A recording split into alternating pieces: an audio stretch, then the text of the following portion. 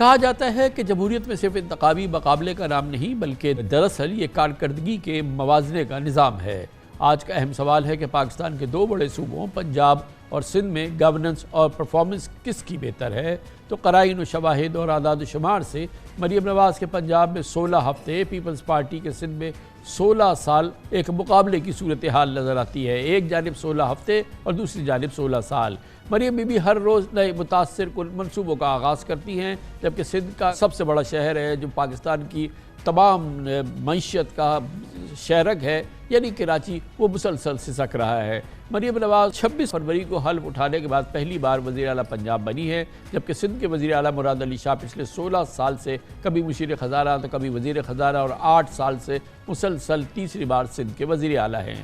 بلا شبہ پچھلے 16 سال کے دوران پنجاب اور خصوصاً وسطی پنجاب میں لاہور، فیصل آباد، گجرانوالہ، سیالکوٹ کا نقشہ بدل گیا ہے۔ سندھ میں قائب علی شاہ صاحب ہو یا مراد علی شاہ، وہ کسی صورت پنجاب کے سابق وزیر اعلیٰ شہباز شریف، پرویز الہی بلکہ نگران وزیر اعلیٰ محسن نقوی کا بھی نعم البدل نہیں بن سکے۔ شہباز شریف نے لاہور کی اورنج لائن ٹرین دی، جبکہ اس کے علاوہ راولپنڈی اور ملتان میں میٹرو بسز دی، جبکہ پرویز الہی نے پنجاب کو 1122 کی بہت ہی شاندار ریسکیو سروس دی اور بہت سارے بہت ہی قابل ذکر کام کیے۔ یہ تاثر عام ہے کہ مریم نواز میں اپنے چچا شہباز شریف کے انداز حکمرانی کی جھلک آ رہی ہے، اور پچھلے 16 ہفتوں سے مریم نواز کی پنجاب میں امن و امان، صحت و تعلیم، عوامی فلاح و بہبود اور جدید انفراسٹرکچر سمیت مختلف شعبوں کے حوالے سے کافی فوکس نظر آ رہا ہے۔ دوسری جانب سندھ میں 16 سالہ سکہ بند کرپشن سسٹم پوری آب و تاب سے جاری ہے۔ ملکی خزانے میں 65% اور سندھ کو 95% ٹیکس دینے والا شہر کراچی مسائل کا گڑھ ہے۔ پانی، سیوریج، کچرا، سڑکیں، ایک سے ایک بڑھ کر ایک مسائل ہے۔ کراچی والے اس شدید گرمی میں بھی بوند بوند پانی کو ترس رہے ہیں، اور ایک عام شہری بھی دسیوں ہزاروں روپے کا پانی خریدنے میں مجبور ہے۔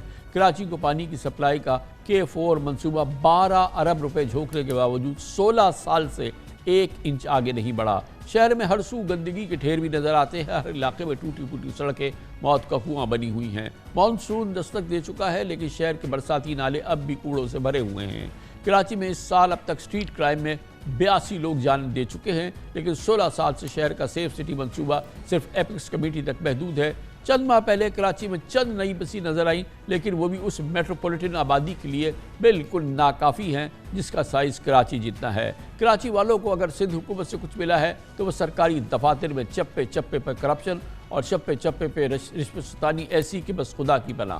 وزیر اعلیٰ سندھ مراد علی شاہ لاہور کا کراچی سے ایماندارانہ موازنہ کرے، اور اگر گڈ گورننس، میرٹ کی بالادستی، عوامی سہولیات میں مقابلے کی دوڑ میں ہو اور اس میں تو پھر آپ خود جائزہ لیں، اور ایسا کریں تو اس میں کوئی مذائقہ نہیں بلکہ یہ ملک کے معاشی استحکام کے لیے خوش آئند ہوگا۔ لاہور اور کراچی کا مقابلہ اور پنجاب اور سندھ میں ترقیات کی صورتحال، اس موضوع پہ بات کرتے ہیں۔ ہمارے ساتھ پاکستان کے نامور سینئر ترین صحافیوں اور نیوز جرنلسٹ میں سے ایک جناب مظہر عباس ہمارے ساتھ ہیں۔ بہت بہت شکریہ مظہر عباس صاحب۔ یہ بتائیے گا، میں اور آپ ہم سب اس شہر کے باسی ہیں، ہماری ساری زندگی یہاں پہ گزری ہے، اور ظاہر ہے کہ ہمارے لیے اس سے زیادہ امپورٹنٹ کوئی نہیں ہے کہ شہر ایک نارمل شہر ہو، نارمل اس سائز کے دنیا بھر میں کاسموپولیٹن سٹیز ہیں۔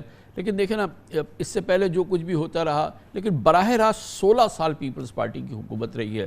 میں اور آپ یہاں پہ رہتے ہیں، ہم لاہور بھی جاتے ہیں، وہاں کا مشاہدہ بھی کرتے ہیں، چاہے نواز شریف ہوں، چاہے شہباز شریف ہوں، چاہے پرویز الہی ہوں، چاہے محسن نقوی ہو، ایک سے ایک وہاں پہ کام ہوئے ہیں، اور جس نے اس شہر کی کم از کم صورتحال دیکھنے میں تو بالکل بدل دی ہے۔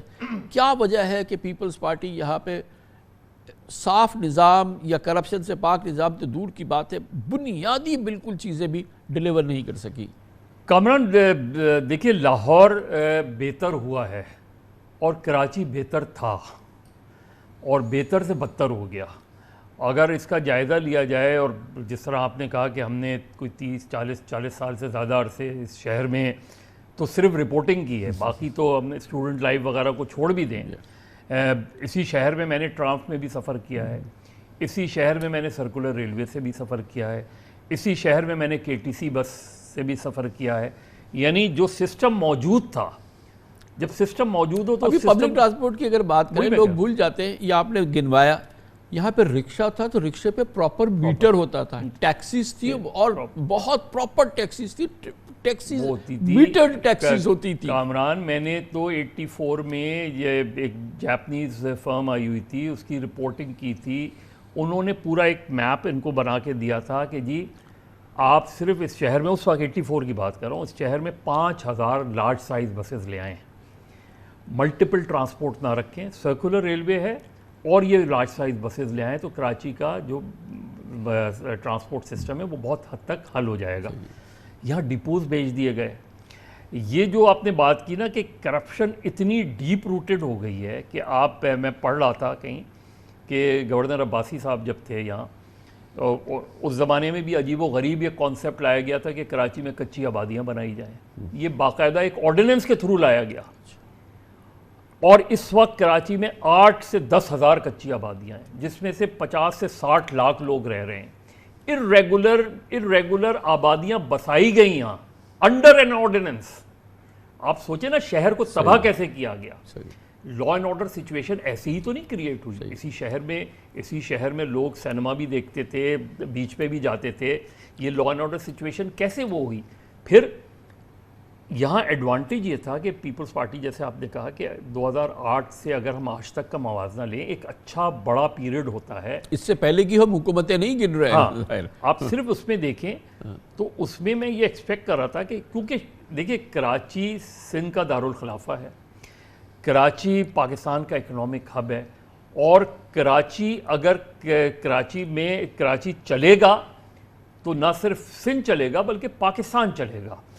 اب آپ کو یہ پرائیورٹیز رکھنی چاہیے تھی. کراچی میں تو سیف سٹی 2008 میں آ جانا چاہیے تھا، بلکہ اس سے بھی شاید پہلے آ جانا چاہیے تھا. کراچی میں سب سے بڑا ایشو یہ کہ کراچی کے پروجیکٹس کمپلیٹ نہیں ہوتے، اور کمپلیٹ اس لیے نہیں ہوتے کہ جتنا ٹائم آگے جائے گا اس میں کاسٹ بڑھے گی. اب میں بڑے فخریہ انداز میں کہتا ہوں کہ میں نے K4 کے لیے اتنے رکھ دی. پہلے تو مجھے یہ بتائیں K4 کے لیے جو رکھے گئے تھے پیسے وہ کہاں چلے گئے؟ وہ یہاں صاف پانی کا پلانٹ 2006 میں لگنا تھا، وہ $100 ملین کا پروجیکٹ تھا، وہ کہاں چلا گیا؟ کس سے میں پوچھوں اس کا؟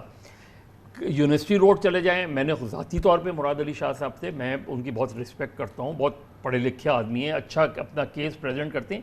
میں نے کہا شاہ صاحب مجھے بتائیں نا کہ آپ نے پہلے یونیورسٹی روڈ بنائی ہیں، 6 مہینے اس میں لگے، پھر یک ایک پروجیکٹ آ گیا.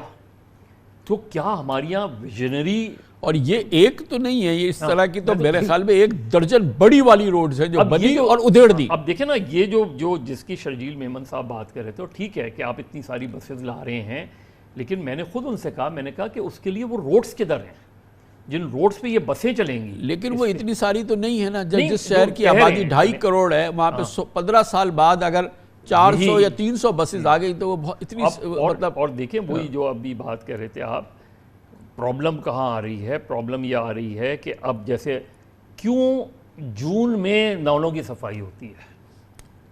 جب بارش آ رہی ہوتی ہے، یعنی بادل برس رہے ہوتے ہیں تو آپ نالوں کی صفائی کر رہے ہوتے ہیں. بھائی یہ اپریل میں کیوں نہیں ہوتی نالوں کی صفائی؟ یہ مسلسل کیوں نہیں ہوتی نالوں کی صفائی اس میں؟ پھر اسی طریقے سے آپ ہائی رائز پروجیکٹس دیکھ لیں آپ، یعنی کوئی ایک نقشہ ہوتا ہے نا اس کا. وہ نقشے کی بنیاد پہ نہیں، وہ تو رشوت کی بنیاد پہ دیے جاتے ہیں. یہی میں کہہ رہا ہوں نا کہ آپ یہ دیکھیں نا کہ یہ جو ساری چیزیں ہیں اس کا تعلق براہ راست گورننس سے ہے.